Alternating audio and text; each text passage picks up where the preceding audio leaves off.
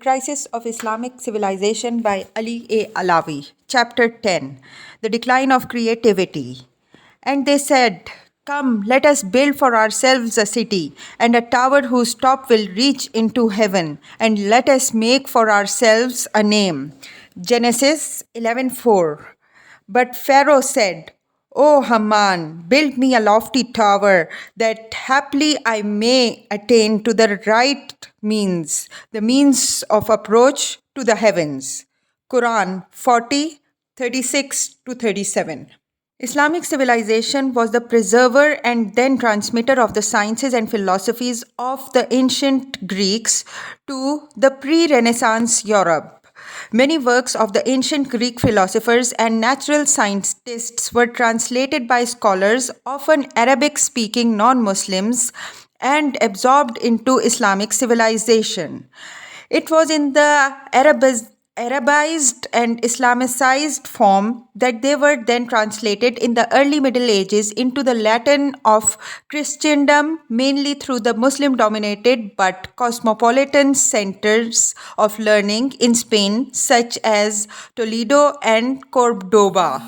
Muslims themselves had independently developed an advanced understanding of the physical and life sciences. They were versed in widely different fields such as mathematics, astronomy, optics, and the entire spectrum of the medical arts and sciences.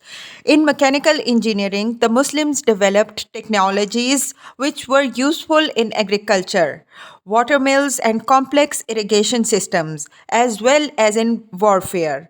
In some of their ingenious mechanical contraptions, Muslim scientists prefigured the computer. The arts and architecture of Islam created styles and structures of their own, as well as an urban landscape which was intimately connected to the spiritual, religious, and social requirements of Islam. The music of the Muslim world also reached heights of sophistication in modalities and was marked by refinement and intricate nuances. The music of the Arabs, of Persia, and of Indian Islam was unique to each particular culture, and it shared common roots and often used similar instruments. The principles of Quranic recitation, the call to prayer, and religious chants, zikr, of the Sufi orders provided a further element of bonding and unity throughout the Islamic world.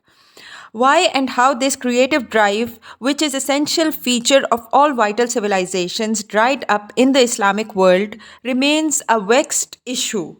In many areas and with very few exceptions, the cultural world of Islam has retreated to the point where there is no continuity whatsoever with the past achievements of the civilization. Islam has fractured and been replaced wholesale by cultural expressions of an inadequate modernity or by a sentimental pastiche and weak connection with the glories of the Islamic past. For instance, the frequent naming of hospitals after the great Ibn Sina or the ubiquitous use of arches to denote a faintly Islamic look to the buildings.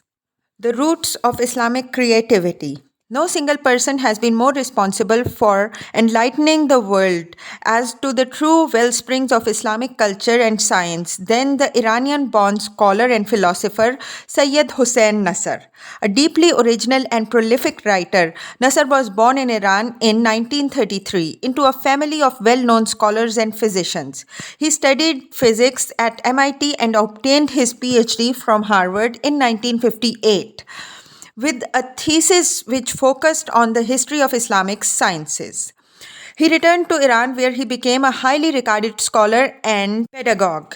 He was the founder of the Imperial Iranian Academy of Philosophy and the head of the Iranian Technological University, Arya Mehr. After the Iranian Revolution of 1978-79, Nasr was obliged to leave Iran and joined the George Washington University, where he is now a professor. Nasr had become deeply influenced by the writings of the traditionalists, a group of mainly European writers and scholars, some of whom had converted to Islam. This circle drew its inspiration from the remarkable French thinker René Guénon, Gunan lived out his late life in Cairo and took the name of Abdul Wahid Yahya. He died there in 1952. The circle also included the Swiss metaphysician Friof Schwann, the art historian Titus Burckhardt, and the museum curator and librarian Martin Links, also known as Abu Bakr Siraj ad-Din.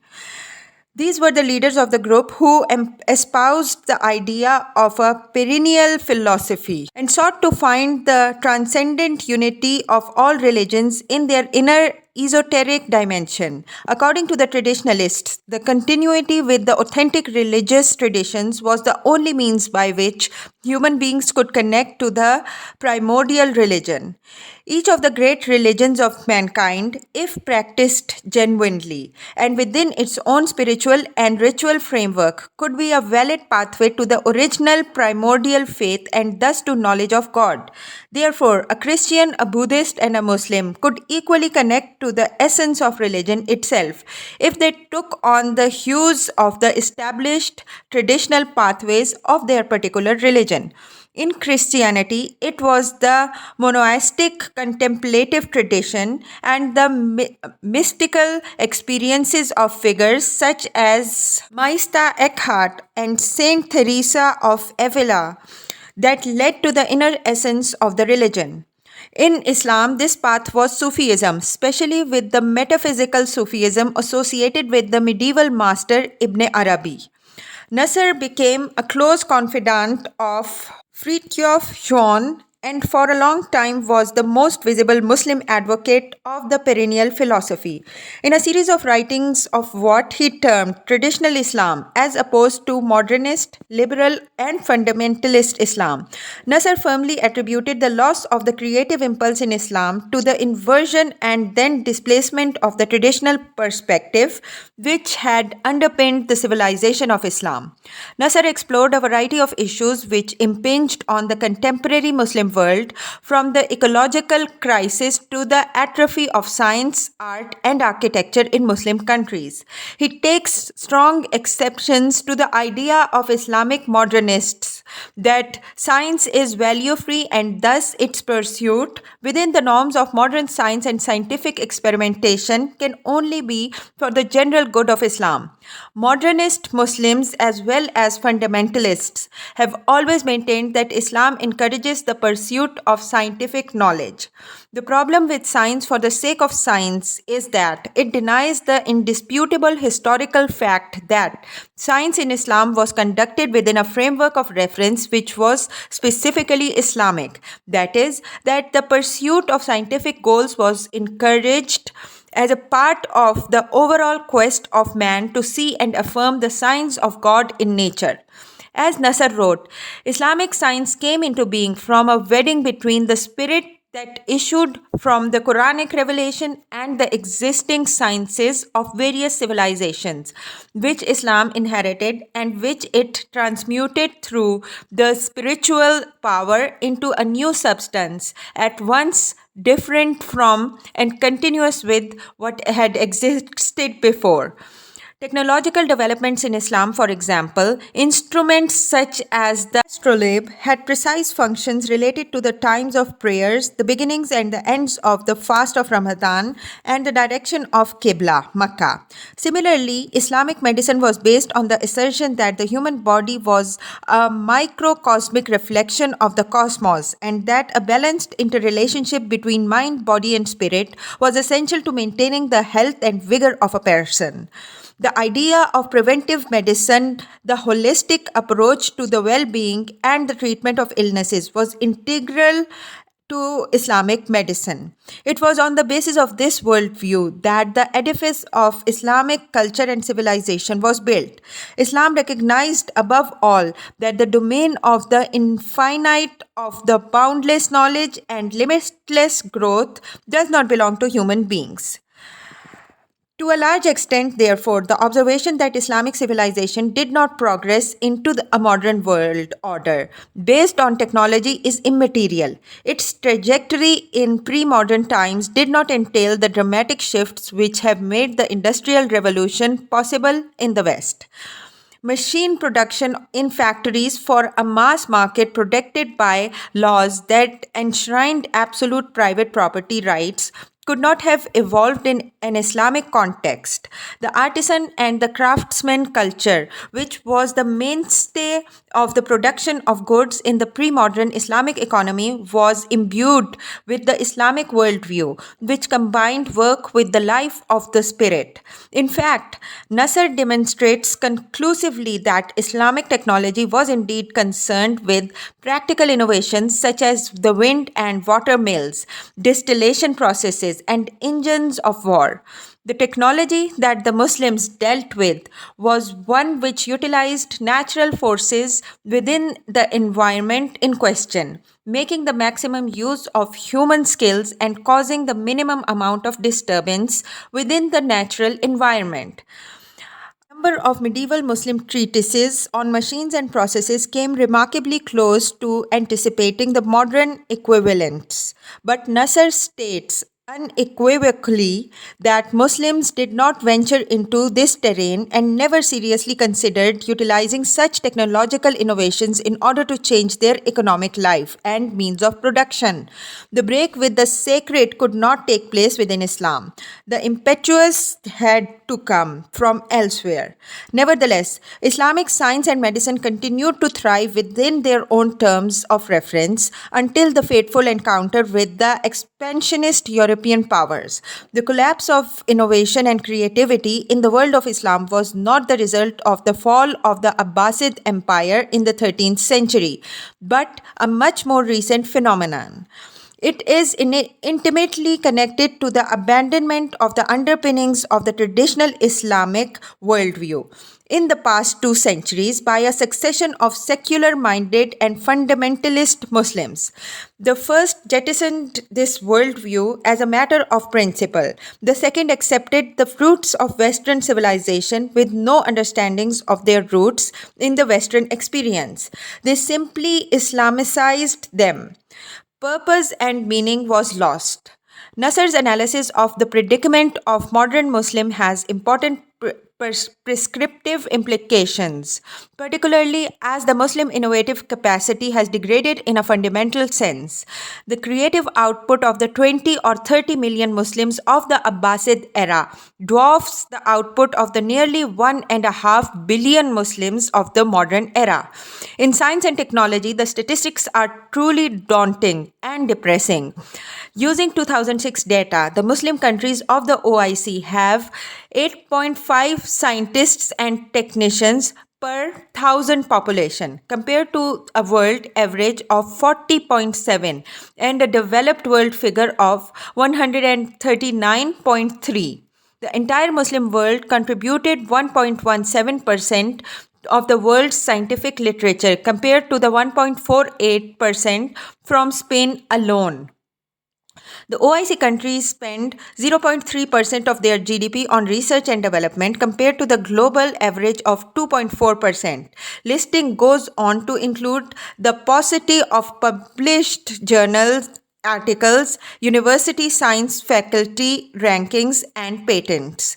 Some scientists and educators have used the relative and absolute decline of the Muslims' innovative capacities to call for a redoubling of the secularization efforts in Islamic societies and for a complete and final divorce between science and any religious bearings. Part of their argument is based on the false premise that Islam and the scientific method are in fundamental contradiction.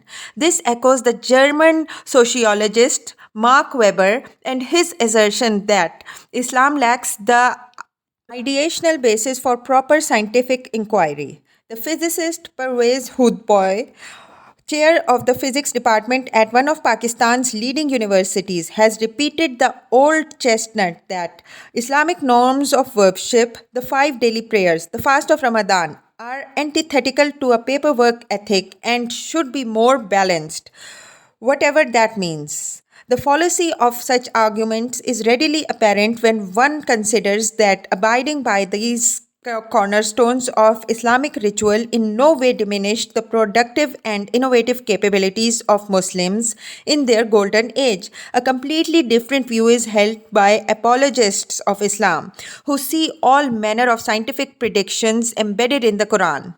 Maurice Caille is a case in point, a French doctor who ran a surgical clinic at the University of Paris. Bucaille produced a book in 1976 which purported to show that the Quran prophesied a number of discoveries such as the Big Bang. Apart from advancing such dubious claims, which were based on the readings of Quranic verses connected with cosmology, the book is a parody both of science and the sacred functions of Quranic verses.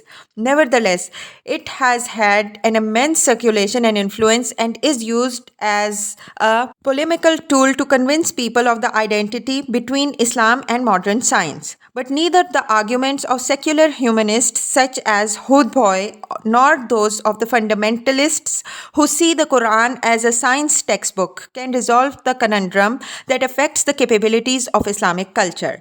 The issue is whether Muslims can arrest and then reverse their relative cultural decline within the terms of reference of their own civilization and not within the terms of reference of the imagined Islamic community of fundamentalists or within the norms of secular modernity. It is Nasser who had by far the more insightful and telling response. The traditionalist critique of both the fundamentalism and secularism can be extended to nearly all other areas of human endeavor where modern Muslims have fallen woefully short of their own civilizational standards, as well as of the norms of the contemporary world. From art and architecture to education, environment, and the quality of daily life, the condition of Muslim societies, not expecting the odd hyper wealthy oil producing fringe, is unenviable. The decay of Islam's urban civilization. The focus of Islamic civilization has always been the city, the Medina, from which the Arabic word for civilization derives, the Maddun. Makkah itself, the mother of cities, as the Quran calls it, was the launching platform for the message of the Prophet and the nexus of the caravan trade of Arabia. Medina, to which the Prophet departed in the celebrated Hijrah and which became the functioning capital of the first Islamic political entity, would always be the model Islamic city. It would inspire the founders of the myriad cities that sprang up in the wake of Islam's expansion and would figure significantly in the redesign of historical cities such as Damascus, Alexandria, and later Istanbul, cities which fell under Muslim control. The Islamic city has important features and characteristics which identify it as uniquely Islamic in terms of its physical layout and the division of urban functions into specific categories. The position and the scope of the religious, educational, legal, governmental, and economic institutions, as well as that of public markets, gardens, and amenities, such as the ubiquitous public baths, integrated all these into a recognizably and distinctly Islamic pattern. There is a remarkable unity in the feel of Islamic cities, and when they are dispersed across different continents and cultures. From Kano to Cairo to Lahore, Islamic cities would resonate to the same distinctive rhythms of life. The location of the city may have been dictated by military or commercial considerations, but their inner layout and organizing principles were derived unequivocally from the religion of Islam. Life in the cities was a permanent reminder that the urban dweller was a part of the community of Islam and that he or she was expected to abide by the norms of the civilization. Above all, the regular calls to prayer from the minarets, the congregational and Friday prayers, and the great festivals associated with the end of the fasting month, the Hajj, and the celebration of Prophet's birthday gave all Islamic cities an overarching spiritual and religious dimension. Nearly all official posts in the Islamic city were derived from the Sharia, from the position of governor to that of judge, and market regulator to police, shurta, and the duties of these officers required a commensurate set of institutions with their own special requirements. There are clearly demarcated areas of the Islamic city, for example, where the legal and governmental institutions are assembled. The office of the wali or amil, governor, whose main duty was to maintain law and order, was close to that of the police and the administrative courts that handled routine complaints. The qazi, judge, was responsible for the administration of provision of justice in personal and family law and in commercial and other contract disputes. The muhtasib was a unique office and institution in Islam. Although the main function was the supervision and regulation of public markets, it was also responsible for upholding the overall standards of public decency and conduct. This post would later be dispatched as representing the moral police, which restricted individual rights and freedoms. In reality, however, the muhtasib was an essential element in the functioning of the Islamic city within the precepts of the Sharia. Rather than the caricature of the harsh enforcer of rigid moral codes, the muhtasab is better seen as a type of all-purpose ombudsman and inspector with wide-ranging responsibilities, which were as diverse as ensuring the cleanliness of the water supply or enforcing professional standards on doctors and apothecaries. All these institutions ultimately derived their legitimacy from the Sharia and were organized to facilitate an urban life which revolved around the Sharia and its ethical rulings. The unique educational institutions of Islam were also an important element in the organization of an Islamic city. The mosque was not only the focus of public worship but also the center of wide ranging educational and learning functions attached to it. In time, the main mosque complexes became prototypes of the public university. Prominent teachers and lecturers established halqas, circles, which attracted students from all corners of the Islamic world and beyond. The subjects of study were by no means restricted to the religious sciences. They involved the teaching of language, linguistics, and poetry. Strictly academic disciplines such as philosophy or the sciences were conducted in special academics. These were akin in many respects to Plato's academy in Athens and to the schools that flourished in the Hellenic world and in the early Byzantine period. Primary education, where children acquired the 3 R's as well as a knowledge of the Quran, was conducted in schools known as the Kutub. These were often attached to the mosque. The madrasas, which have now gained notoriety as the hotbed for the teaching and propagation of Islamic radicalism, were established as mainly state-run institutions primarily to propagate the official version of Islam. They were often endowed with magnificent buildings in the main city of Islam, with ample facilities for libraries and accommodation. A famous madrasa in Baghdad, the Mustansiriya, which was founded in the 13th century, is still in use today as a part of the Mustansiriya University. Medical education was conducted in special institutions, the Bimaristan, a name of Persian origin, which were a form of early hospitals. They doubled up as centers for both for treating patients and for teaching medicine. The public markets of Islamic cities were frequently housed in specialized buildings or complexes, which could extend over many kilometers in a labyrinth passages. The grand bazaars of Istanbul, Isfahan, Aleppo, and Damascus are extant and are examples of the scale of the goods markets of Islamic cities. These and many others continue to thrive even in modern times. The markets were complex institutions governed by their own political, internal regulatory bodies and ultimately fell under the inspectorship of the muhtasib. In larger cities, the markets included khans, central courts, around which a number of shops were grouped, Markets were within walking distance of the main city mosques and activity ceased during the times of prayer. Apart from the high government officials, the military and the ulama classes of the population of the Islamic city was divided into guilds according to their craft and trade.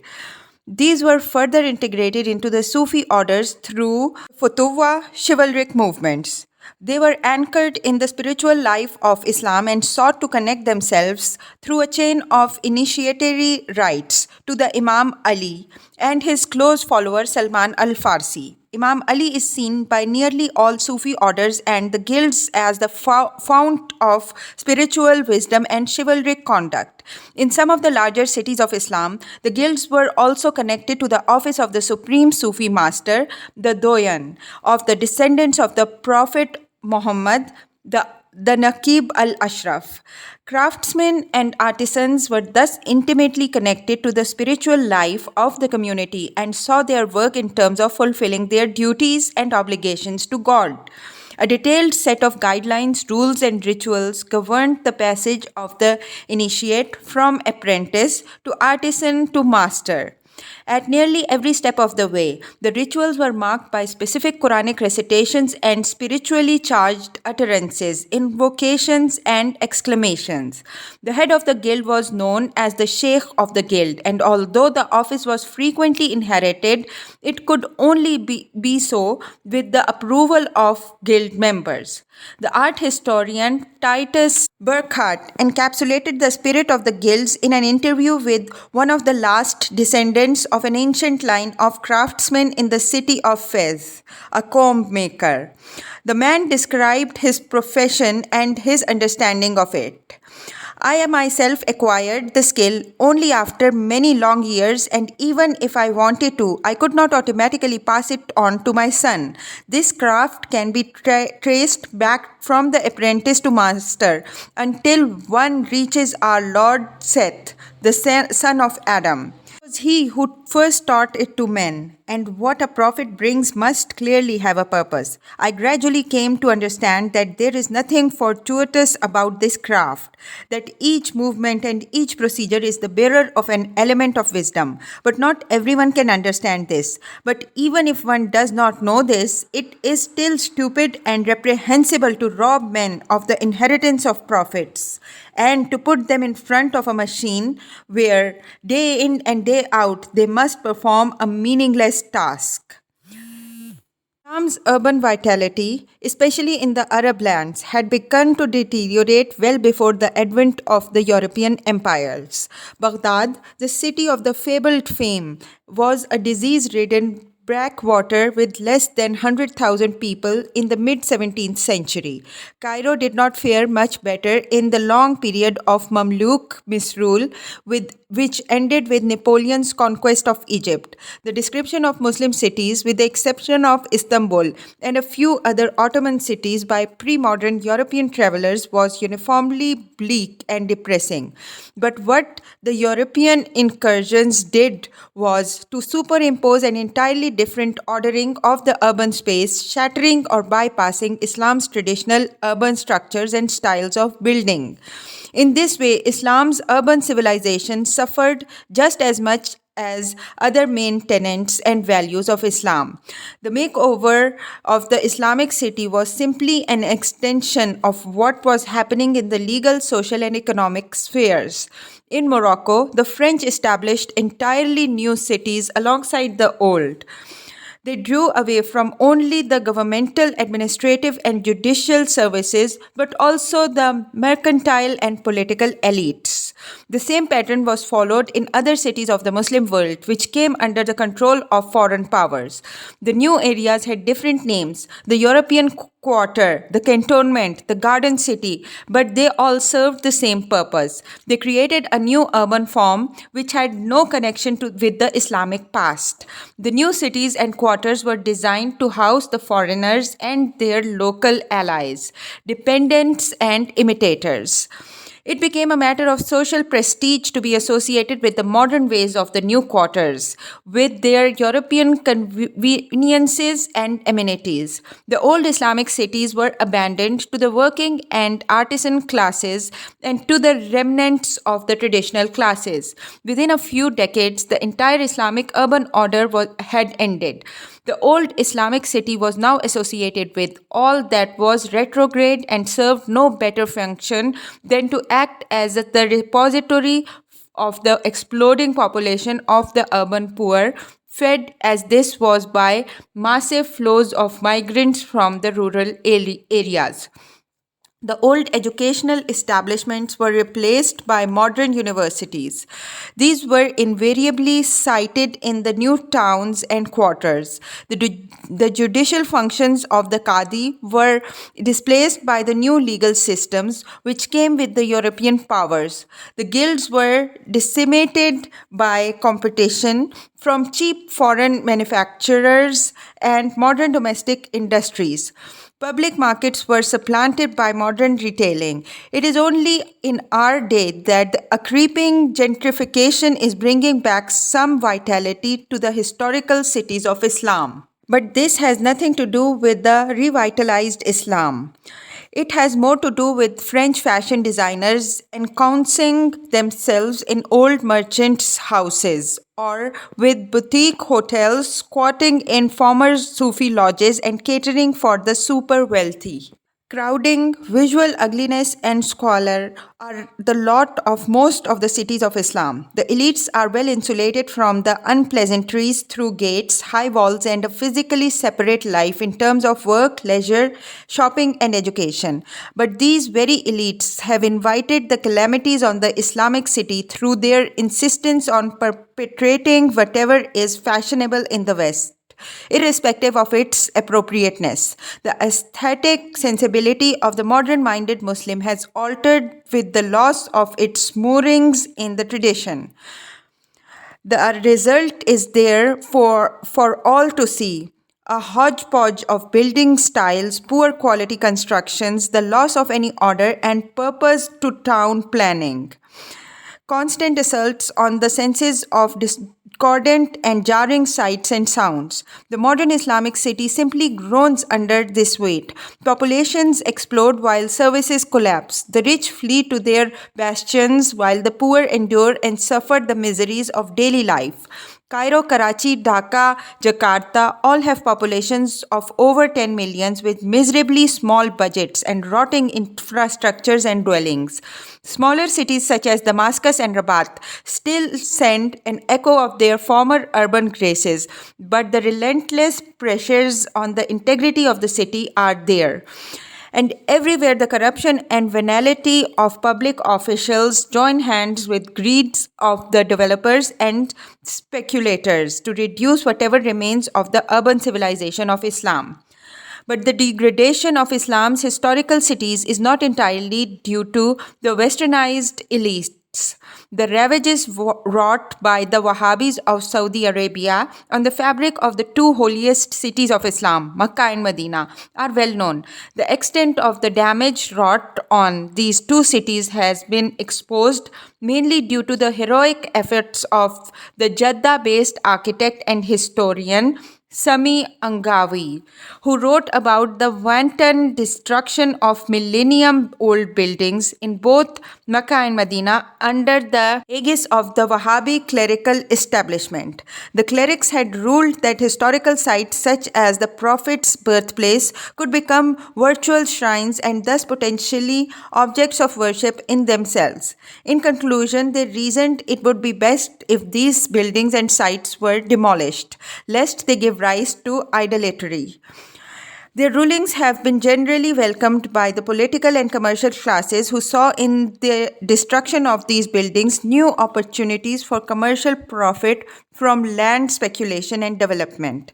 According to Angawi and others, nearly 95% of the historical buildings in the two holy cities have been demolished.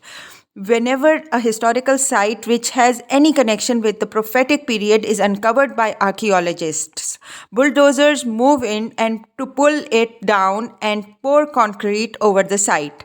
Other historical buildings, such as the Ottoman fortress which guarded Makkah, have been demolished in order to make way for high rise buildings and shopping centers. The most egregious developments have been around the Grand Mosque of Makkah. Pilgrims are now regaled with buildings that dwarf the sanctuary. They are festooned with multimedia images of fast food chains and consumer product manufacturers. High rise buildings proliferate, some of them offering timeshares or retreats in order to be near God, as the advertisements put it. A privileged view and access to the sanctuary is promised, but this defeats the entire purpose of Hajj, where the equality of human beings in the eyes of God is affirmed. Wealth and advantage become the norm rather than the simplicity of the pilgrim's lot. A huge shopping mall, the Abraj Al Bayt complex, compete with food courts and indoor amusement parks sits right opposite the sanctuary. It is as if the courtyard of the Basilica of St. Peter's in the Vatican had been turned into a tawdry shopping strip. The night market of Makkah, where pilgrims traded their wares, is long gone, having been replaced by the world of global brands and air conditioned malls. A similar destructive pattern has played itself out in Medina, where the demolition of historical tombs and burial sites of the family and companions of the Prophet has been going on apace since the founding of the modern Saudi state.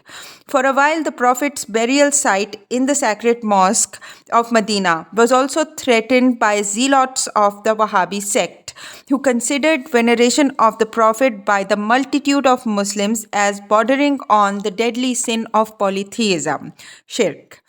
The lack of reverence for the past and for the Muslim sacred places is not restricted in Saudi Arabia. The old city of Cairo was visibly crumbling under decades of official neglect. Masterpieces of Mamluk and Fatimid buildings were left in ruins. They have only recently been subject of the official concern after incessant prodding from the concerned architectural historians and international organizations. In fact, it is through the efforts of the small but relatively wealthy Bohra and Ismaili communities that some of the masterpieces of green architecture have been preserved. Sana'a, the capital of Yemen, with its astonishing architecture, also labored under years of neglect, and throughout the Muslim world, individual buildings and old quarters have been allowed to wither and decay until fairly recently. Shiite pilgrimage sites have generally fared better, but they are now faced with the different set of problems as the number of pilgrims and visitors increases exponentially. The temptation to follow the Saudi pattern of grandiose and expensive extensions and ornamentations to sacred buildings and sites in an increasingly commercialized environment is ever present.